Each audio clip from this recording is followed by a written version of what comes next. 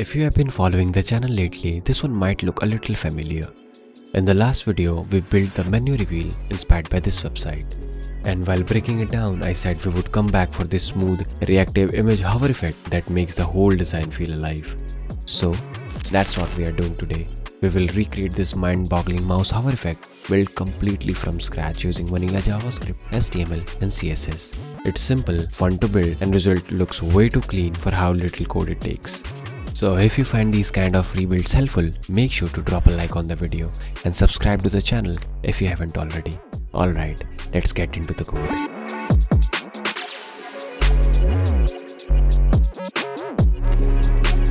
Let's build the structure. Everything sits inside a single container. That's our main wrapper for the entire hover layout. Inside that, I have got a text box for the heading. It's split into two lines, one says menu and the other hover. You'll notice I have wrapped a few letters inside span tags. They're just there so I can apply a different font style to specific letters later in CSS. Below that, there's the image container.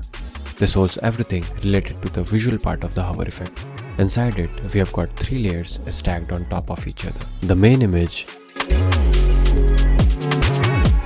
a dark overlay that adds contrast and depth, and finally an empty image block div. This is where we will generate our hover blocks dynamically using JavaScript. And that's it, we are done building the structure. Now let's style it using CSS.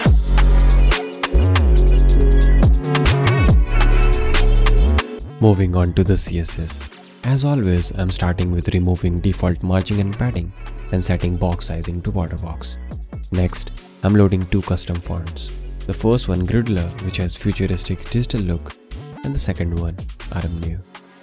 The text box uses a large fluid font size with some extra line spacing. Everything's set to uppercase for a bold, structured look, and heading gets the New font.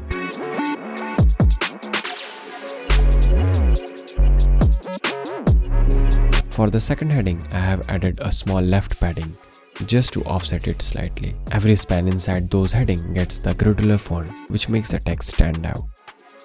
Now, the container takes the full viewport, and I'm using Flexbox to center everything both vertically and horizontally, and setting gap between the text and image, which keeps the layout balanced and airy. For the image container, this is where things get interesting. It's set to square shape with relative positioning and hidden overflow. I'm using a clip path polygon to give it that angled modern frame instead of plain rectangle. Inside it, the image takes up the full width and height using object fit cover that keeps it perfectly cropped without distortion. Then comes the image overlay, a layer with bright orange tint and mixed blend mode to screen, which blends it smoothly with the image underneath to create a soft glowing tone.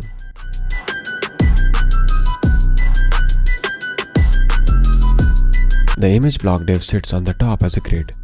It's empty for now, but we will fill it with individual square blocks later using JavaScript. Each block has a fixed size, a light yellow color, and a subtle hard light blend mode. By default, their opacity is 0.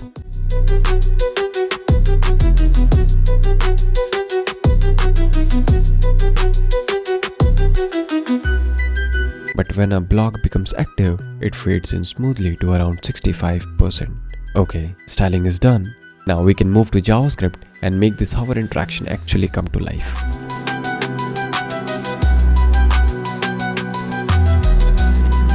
Alright, time to make this thing actually respond. I'm setting everything up inside a DOM content loaded event that makes sure our script runs only after the page elements are ready. I'm grabbing the image container and image blocks element. These are the main ones we'll be working with.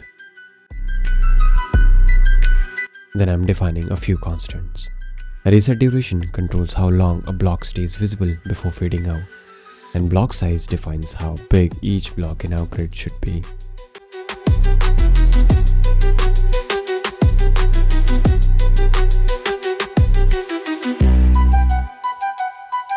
Next, I'm calculating how many rows and columns we can fit inside the image container by dividing its width and height by the block size.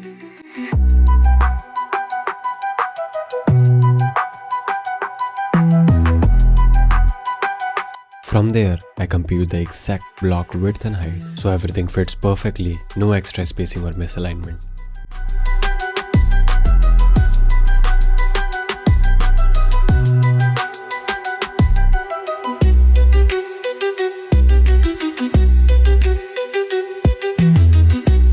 Using those values, I'm setting up the grid with grid template columns and grid template rows.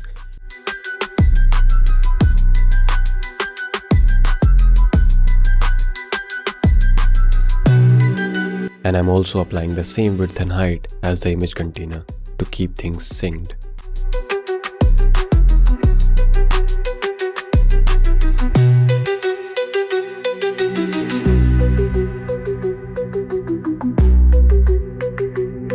Then, inside the create blocks function, I generate the total number of blocks, basically columns multiplied by rows.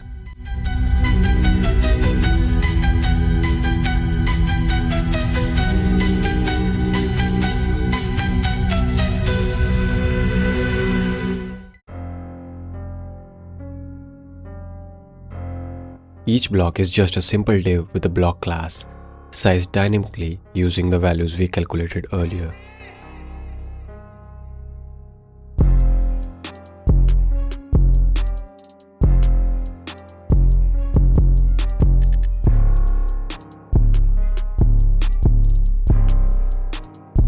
As each block is created, it gets added into the image blocks grid and stored in an array for easy access.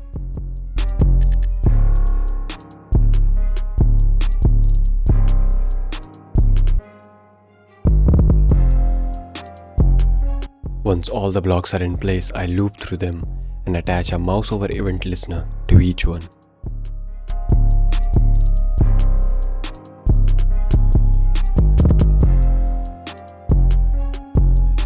When the cursor passes a block, it instantly becomes active, changing its opacity through the CSS transition. After a short delay defined by reset duration, it resets back to transparent, creating that smooth reactive shimmer across the image.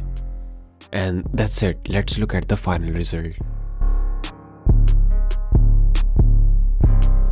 If this build inspired you or helped you learn something new, drop a like and subscribe to the channel. Until then, keep creating awesome stuff and I'll see you in the next one.